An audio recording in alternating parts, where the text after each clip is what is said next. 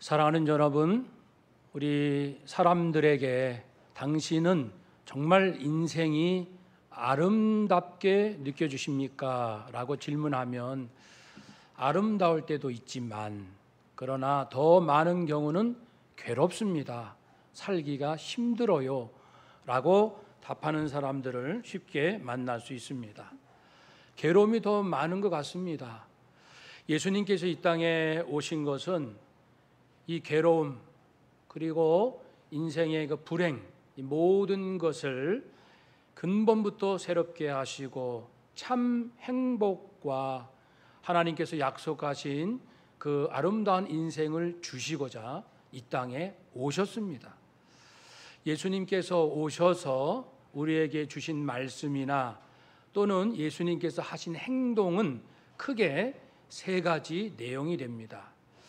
첫 번째는 가장 보편적인 교훈이죠. 사랑하라, 진실하라, 성실하라 이런 말씀이죠. 더 나아가서는 좀 더 그 단순한 교훈들의 깊은 그 의미를 깨우쳐 주시려고 보다 깊은 깨달음을 주시기도 합니다. 사랑하라에서 더 깊이 가면은 나를 사랑하는 사람만 사랑하면 무슨 상이 있겠느냐. 원수라도 사랑해야 한다라는 말씀을 주실 때 우리 모두는 깜짝 놀라고 사실 두렵기까지 합니다. 너무 나와 다른 그런 말씀이기 때문에 그렇지요. 또 더 나아가서 예수님은 오직 성령에 의해서 거듭난 사람만이 알아들을 수 있는 깨우침을 주십니다. 진리를 주시죠. 그것이 이제 세 번째요, 가장 높은 단계의 계시의 말씀입니다. 성령에 의해서 거듭난 사람만이 알아들을 수 있는 그러한 말씀입니다. 그것은 주로 하나님에 관한 하나님이 무엇을 하셨는지, 특별히 예수 그리스도께서 무엇을 하셨는지, 그분이 어떤 분이신지를 알려주시는 내용입니다. 그래서 일반적인 도덕, 윤리적인 여러 가지 항목이나 신앙의 덕목들이라 할지라도 그저 보편적 차원에서 들려주실 때도 있고 좀 더 깜짝 놀랄 만큼 깊은 차원의 깨달음을 주실 때도 있지만 정말 우리가 놓쳐서는 안 될 것은 성령으로 거듭난 사람만이 그 말씀을 온전히 받아들이고 그 말씀에 감격할 수 있는 예수 그리스도, 그분 자신을 알려주시는 내용이 있다는 뜻이죠. 바울도 마찬가지입니다. 바울이 전하는 모든 말씀과 그의 그 사역은, 그 인생은 예수님께 받은 말씀이요 예수님과 동행한 삶이기 때문에 바울의 말씀도 요 세 종류의 말씀들을 전해주고 우리가 또 만날 수 있습니다. 오늘 말씀을 통해서 우리는 가장 높은 차원의 말씀을 다시 한번 듣기 원합니다. 보통 보편적인 이 교훈과 좀 더 깊은 깨달음은요, 사실 다른 종교에도 많습니다. 불교, 유교, 다른 사상과 철학에도 사실 얼마든지 우리가 들을 수 있는 그런 내용이지만 성령으로 거듭난 사람만이 아멘하고 그 말씀의 힘을 얻어 사는 그런 영역이 있으니 바로 우리들만이 알 수 있는 것이죠. 이제 말씀을 나눕니다. 바울은요, 오늘 이제 빌립보서니까 2차 선교 여행을 이제 시작할 때에 성령님께서 말씀하셨어요. 네가 원하는 방향으로 선교하지 말고 이제 다른 쪽으로. 그러니까 바울의 계획을 막으셨어요. 그리고 얼마 안 있어 이제 밤에 환상 중에 마게도냐 사람이 나타나서 건너와 에게해를 건너와 우리를 도우시오라는 환상을 보고 성령님께서 선교의 방향을 막으시더니 그 이제 새로운 것이 바로 그리스 지역 마게도냐 유럽의 관문이죠. 이쪽으로 가게 하시는구나라는 것을 알게 됩니다. 그래서 마게도냐, 지금의 그리스 지역의 첫 관문인 첫 성인 빌립보에 도착해서 복음을 전하다가 그만 이제 감옥에 갇히게 되고, 그러나 뜻밖에도 감옥의 그 간수 그리고 그의 가족들이 예수님 믿고 구원받는 생각지도 않는 결과가 있게 되고, 여러 상황들이 모여서 빌립보 교회를 세우게 됩니다. 그리고 다시 이제 3차 선교여행 마치고 4차라고 할 수 있는 로마 제국 수도 로마로 가게 되잖아요. 그 로마 제국에 도착합니다. 그곳에서 감옥에 갇힙니다. 감옥이라는 것은 지금의 감옥 같은 곳은 아니고 감금 상태니까 어느 집에 그 안에서만 머무는 그러한 감금 상태에 있게 되는데, 바로 그때 빌립보 교회의 소문을 듣습니다. 이야기를 전해 듣고 걱정이 되어서 이 편지를 쓰게 되지요. 그때가 AD 61, 62년경이 됩니다. 바울의 인생의 거의 마지막 부분입니다. 듣자 하니 그 빌립보 교회에 유오디아라는 여성도 지도자와 순두계라는 여성도 지도자, 우리 한국식으로 하면 이제 권사님이라고 합시다. 김 권사님과 박 권사님이 굉장히 싸우는 거예요. 그래서 서로 세력을 만들고 다투는 거예요. 이런 일을 통하여 교회가 혼란스럽고 성도들의 마음이 분열됩니다. 바울이 누굽니까? 자기가 예수 믿는 사람을 죽이려고 했던 사람이잖아요. 그런데 부활하신 예수님을 직접 만났고, 환상이 아니고 직접 만났고, 음성 들었고, 사명받았고, 천국을 경험했고, 천국을 다녀왔고, 성령으로 말미암아 예수님께서 주신 말씀을 정확하게 이해하는 특별한 성령 감동의 계시의 말씀의 전수자가 되었잖아요. 그러니까 누구보다도 바울은 이 예수 생명 구원의 복음을 전하는 일이 가장 중요하고, 교회의 사명은 바로 복음 전파다라는 것을 알게 되지요. 그런데 빌립보 교회에 김 권사님과 박 권사님이 세력 다툼을 하고 있다, 이 얘기를 들으니까 가슴이 철렁하고, 교회가 분열하면 스스로 무너져 복음도 지킬 수 없어요. 그래서 오늘날 이 신천지 이단도 주로 분열이 있는 교회, 혼란스러운 교회를 틈타서 이제 성도들을 미혹하지 않습니까? 그러니까 우리가 이 교회가 분열되면은 복음을 잘 지키지도 못하고 전할 수도 없어요. 오늘 사실 우리 자녀들이 걱정입니다. 그들은 초등학교, 중학교, 고등학교, 대학교 이런 모든 과정에서 10년, 15년 이상을 무신론자 교수들 밑에서, 교사 밑에서 진화론을 중심으로 한 철저히 창조주 하나님을 배격한 철저히 인본주의, 인간이 만든 진리, 인간이 합의해서 이것이 옳다라고 합의된 진리가 진리인 양 초등학교 때부터 대학교, 대학원, 박사과정 전 인생을 이 가르침 아래 우리 자녀들이 들어가 있습니다. 그러니 우리 자녀들의 신앙이 얼마나 위험한 환경에 놓여 있는지 알 수가 없습니다. 하나님도, 예수님도, 천국도, 부활도, 그리고 재림도 아무것도 모르는 선생님들 밑에서 인간이 합의한 진리를 배우는 거예요. 그래서 너무 안타까워서 우리가 금요일, 토요일 오후 5시 우리 전교인 톡방에 이제 우리들이 궁금해한 내용을 다루잖아요. 그런데 7, 8, 9월 3개월 동안은 우리 학생들, 자녀들이 제일 궁금해할 내용을 다루기로 하고 이제 시작하고 있습니다. 사랑하는 여러분, 교회는 어떤 곳입니까? 생명 예수, 영생, 천국을 전하는 곳입니다. 그러니 복음을 사수하고 전파하는 교회가 우리가 분열되면은 우리가 스스로 무너져서 아무 일도 할 수 없습니다. 가장 중요한 것이 그래서 교회는 하나됨. 바울의 여러 서신들을 보면 공통적으로 여러분 다투지 마세요, 싸우지 마세요, 하나 되십시오. 교회 머리는 그리스도, 우리는 한 몸입니다. 한 마음, 한 뜻, 그리고 한 믿음으로 하나 됩시다. 이런 말씀은 모든 그 서신서에 다 들어가 있습니다. 오늘로 하면은 2절 말씀이죠. 마음을 같이하여 같은 사랑을 가지고 뜻을 합하며 한 마음을 품으세요. 어떻게 하면 교회는, 성도는 한 마음이 될 수 있습니까? 서로 지식도 성격도 성장 배경도 다 다른데 어떻게 하나가 될 수 있습니까?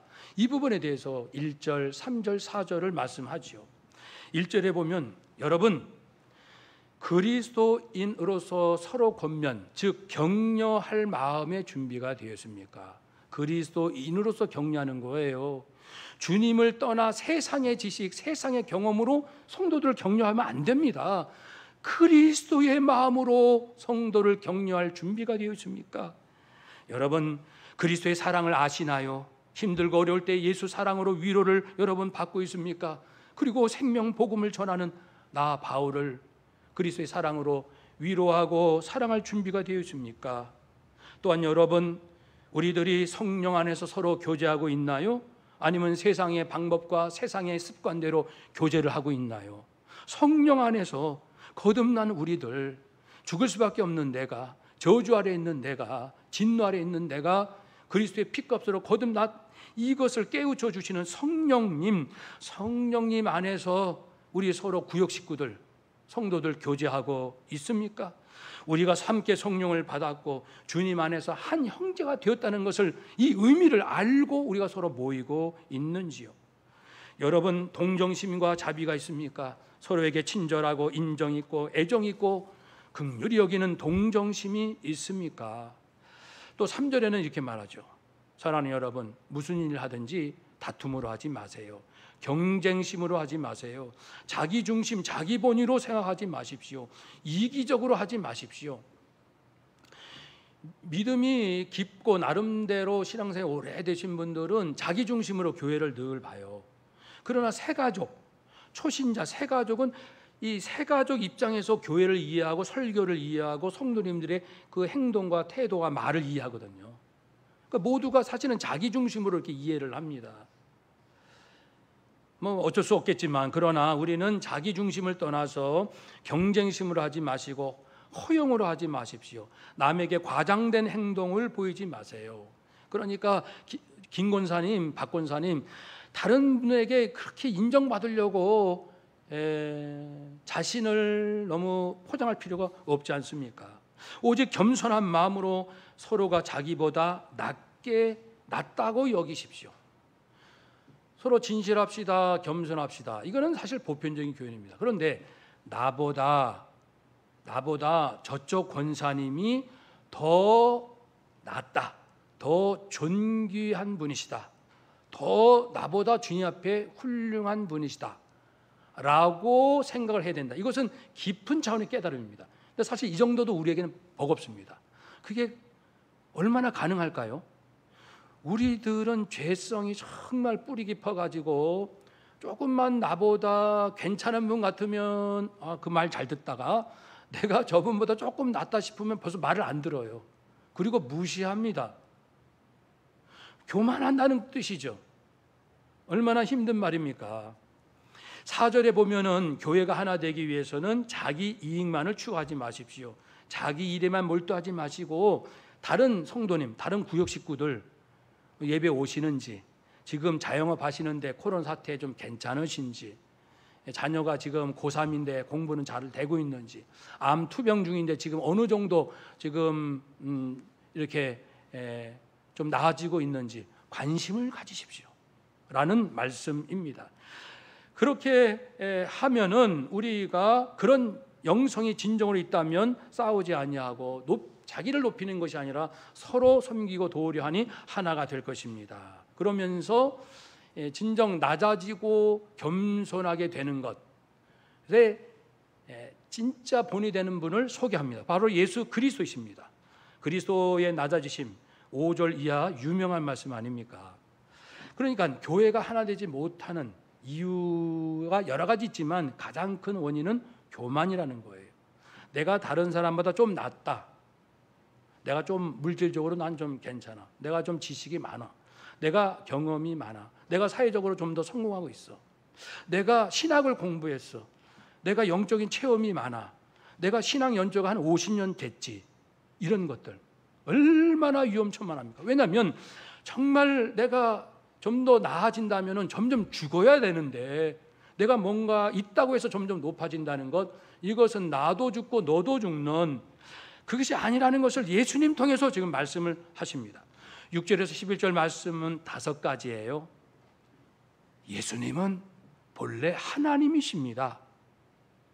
두 번째, 그런데 그 예수님은 하나님과 동등됨을 취하지 아니하십니다. 셋째, 종의 형체인 인간으로 낮아지셨습니다. 넷째, 그냥 낮아지신 정도가 아니라 죽기까지 복종하셨습니다. 그리고 마지막, 그 예수님은 다시 부활하셔서 모든 피조물을 위해 뛰어난 영광을 받으셨지요. 이 5가지 예수 그리스도가 누구인가, 성령으로 거듭난 사람만 지금 이 5가지가 알아듣는 거예요. 성령으로 거듭났지 않은 사람은 한 귀로 듣고 한 귀로 흘리고, 겸손은 참 좋지, 다른 사람 나보다 좀 좋지, 그러면서도 그리스도가 내 마음에 들어오지 않는 거예요. 그리스도는 오직 성령으로 거듭난 사람만이 이 안에 들어서 역사를 하시기 때문에 그렇습니다. 예수님은 첫 번째 하나님이십니다. 예수님이 친히 말씀하셨어요. 아버지와 나는 하나이다. 나를 본 자는 하나님을 본 자다. 아니, 누가, 어떤 사람이 그렇게 말할 수 있을까요? 어떤 엄마가 사랑하는 아들아, 딸아, 엄마를 잘 봐봐. 엄마가 생각하는 거, 엄마가 말하는 것, 엄마가 행동하는 것, 그러면 하나님이 보일 것이다. 와, 감히 이렇게 말할 사람이 있을까요? 없습니다. 예수님만이 나를 본 자는 하나님을 본 것이다. 또한 예수님이 하신 행동을 보시면 알 수 있다는 겁니다. 무엇보다 가장 으뜸은 죽은 자를 살리신 겁니다. 그 12살 된 회당장 야이로의 딸 12살, 그 죽었는데 살렸고요. 또 나인성 과부의 아들도 살렸는데 더 아주 심한 상태는 죽은지, 저는 이 부분을 날마다 예수 생명을 기도할 때 그 능력을 받을 때 꼭 이 부분을 먼저 생각하고 제가 믿음으로 충만한 상태에서 예수 생명을 기도하는데요, 바로 이겁니다. 아니, 세상에 사람이 죽었는데 하루, 이틀, 사흘, 나흘이 돼서 시신이 썩어서 냄새가 날 정도, 누굽니까? 나사로. 그런데도 예수님께서 말씀으로 나사로야 나오너라 할 때 그 죽은 시체가, 썩어서 냄새나는 시체가 살아났다는 이 한 가지 사실, 그것으로 모든 것은 답은 다 끝났습니다. 게임은 끝났습니다. 복잡할 거 없습니다. 어느 인간이 이렇게 할 수 있나요? 오직 하나님 자신만이 가능하겠지요. 또 놀라운 것은 죄인을 용서한다라는 것입니다. 정죄도 하나님만 하시고 사죄도 하나님만 하십니다. 누가 감히 너 영원히 죽을 죄인이야, 누가 나에게 감히 정죄합니까? 정죄하실 분은 오직 하나님이십니다. 정죄할 수 있는 책이 있어요. 그것이 바로 율법입니다. 율법을 보면 나는 죽을 죄인이구나, 나는 내 죄값 때문에 죽을 수밖에 없구나, 이거를 확연하게 깨닫게 합니다. 근데 율법은 누구 책입니까? 하나님 말씀이에요. 인간으로 하여금 영원히 멸망받아 죽을 수밖에 없다라고 말씀하실 수 있는 분은 어느 성인 군자가 아니라 하나님밖에 없으시고, 그 영원한 죽을 수밖에 없는 사람에게 내가 네 죄를, 영원한 저주 아래 있는 너를 영원한 용서로 너를 사하고 영원한 생명을 주노라 라고 말씀하실 분은 하나님밖에 없지요. 그런데 예수님께서 중풍병자에게 내가 네 죄를 용서한다 라고 말씀하니까 주변에 있는 유대인들이 발칵 뒤집어졌지요. 예수님이 하나님이시란 증거는 정말 수도 없이 많고 말씀에도 있습니다. 요한은 태초에 말씀이 계시는데 이 말씀이 곧 하나님이시다. 로고스가 뒤에 보면 예수님을 의미하거든요. 태초에, 즉 영원 전부터 예수님, 이분은 영원 전부터 계신 분이고 곧 하나님이셨다. 그리고 로마서에서도 예수님은 모든 만물 위에 계셔서 세세토록 영원토록 찬양받으실 분이시다. 어떤 인간이 영원토록 찬양받을 인간이 있나요? 오직 예수님. 하나님은 찬양받으실 하나님이시다. 골로새 2장 9절에도 예수님 안에는 신성의 하나님의 그 성품의 모든 충만이 육체 안에 거했다. 그러니까 하나님의 거룩한 성품이 완전히 충만한 분은 예수님이시다.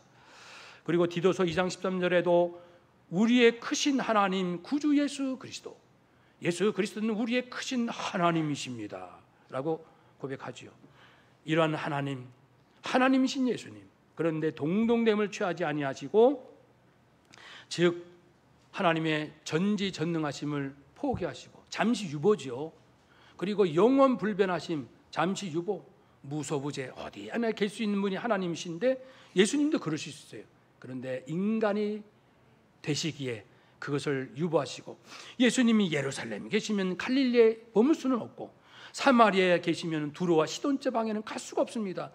육체의 몸을 입으셨기 때문에 이 물질의 세계에 갇혀 있고 시공간에 갇혀 있는 존재로 오셨습니다. 사랑하는 여러분, 왜 그랬었을까요? 그것은 예수님께서 인간이 되신 것은 크게 두 가지 이유인데, 한 가지는 인간이 되셔서 죄 짓는 것 외에는 다 겪으셨잖아요. 배고프시고 졸리시고 피곤하시고 맞으시고 침뱉음을 당하고 수치와 모욕을 당하시고 배반도 당하시고, 그리고 심리적인 고통, 죽을 것만 같은 고통도 당하시고 실제 죽으시고. 사랑하는 여러분, 바로 예수님께서 인간의 모든 고통을, 죄를 제외한 모든 걸 경험하신 것은 중보자로서 인간을 이제 돕는 자가 되기 위해서입니다. 사실요, 물질에 있어서 별 걱정이 없으신 분은 마트에 가서 10,000원짜리 하나 쓰기가 굉장히 주저하는 분, 10,000원짜리 아끼려고 1,000원 아끼려고 애를 쓰는 분들 우리 교회 안에도 계시잖아요. 그분들 심정 알까요? 어떤 분은 이 마을버스 탈 돈이 없어서 먼 거리를 걸어갑니다. 보통 이해가 안 되죠. 마을버스 탈 돈이 없어서 1시간 거리를 걸어간다. 그런 분들이 충분히 우리 안에 있습니다. 목회자 안에도 있습니다. 여러분, 그러니까 우리가 누구를 공감한다는 건 대단히 어렵습니다. 예수님께서 인간이 되신 것은 정말 인간의 모든 죄를 제외한 모든 것을 경험함으로써 인간이 울면 함께 우시고 인간이 수치심에 벌벌 떨면 예수님도 그 아픔을 느끼시려고 그렇게 인간이 되신 거예요. 뿐만 아니고 더 중요한 것은 인간의 죄값을 다 받고 저주받기 위해서 대신 저주받는 것, 대신 죽는다는 것이고, 죽는다는 것은 피 흘리는 것이고, 피는 인간의 육에 있습니다. 그래서 인간이 되시고 피를 가지시고 그 죄 없는 피죠, 물론 그 보배로운 피를 흘리심으로 저주받아 대신 죽으심으로 죄인들의 죄를 용서하시는 그 길을 열어놓으셨습니다. 그러면 겸손의 본질은 뭡니까? 우리가 지금 겸손을 처음에 얘기했잖아요. 사람이 겸손하지 못하냐가 교회가 서로 높아지고 싸우고 분열이 되지 않습니까? 겸손의 본질이란 예수님에게서 찾으라는 겁니다. 그것처럼 마땅히 하나님의 동등한 영광과 권능과 권세를 누릴 수 있지만 죄인을 구원하기 위하여, 죄인의 자존심을 세우기 위하여, 죄인들을 부욕해 하기 위하여, 누군가의 유익을 위하여 내가 마땅히 누릴 수 있는 것을 자발적으로 기쁨으로 내려놓는 것, 그것이 겸손입니다. 그래서 고린도후서 8장 9절에도 예수님은 만물의 주인 부유하신 분이지만 스스로 가난한 삶을 사신 것은 가난한 우리로 하여금 부유하게 하려 하심이라. 또 예수님께서 인간이 되신 것은, 인간은 죽을 수밖에 없잖아요. 죽음을 피할 수 없으니까 일평생 죽음이 무서워서 벌벌 떠는 인생들, 그들로 하여금 그 죽음에서 죽음의 종로로 타는 자들을 놓아주시려고 예수님 친히 인간이 되셨다. 히브리서 2장 14절 15절. 겸손이 무엇입니까? 나는 충분히 누릴 수 있어요. 주장할 수 있습니다. 자랑할 수 있습니다. 그런데 누군가를 구원하기 위하여, 누군가를 세우기 위하여, 누군가에게 유익을 주기 위하여 내가 자발적으로 그것을 내려놓는 것, 주장하지 않는 것, 그리고 드러내지 않는 것, 이것이 겸손입니다. 이러한 겸손이 있다면은 예수님이 아니 우리 예수님, 하나님이신 성자 하나님이신 예수님, 그분이 더럽고 추한 인간의 몸을 입으시고 죽기까지 쳐서 자신을 복종시킬 정도로 낮아지신 그 겸손, 이 겸손을 성도들은 본받아야 된다는 겁니다. 보편적인 교훈을 넘어서 좀 깊이 깨달은, 우리를 깜짝 놀라게 하는 그 정도가 아니고 예수 그리스도 안에 있는 본래 하나님께서 인생을 창조하실 때 하나님의 형상으로 만들었던 그 아름다움, 타락하기 이전에 그 아름다움의 영성이 무엇인가, 형성이 무엇인가, 예수님 안에서 다시 발견할 수 있다는 겁니다. 그러니 바울은 항상 예수님이 누구신지 아십니까? 예수님이 무슨 말씀하셨고 예수님이 어떤 일을 하셨는지 아십니까? 예수님을 증거하지 않습니까? 그래서 우리가 알게 됐고, 성령으로 거듭난 우리가 예수님을 알고 예수님의 모든 성품을 조금씩 맛보면서 예수님을 닮아가려고 지금 노력하고 있지 않습니까? 교회는 어떤 것입니까?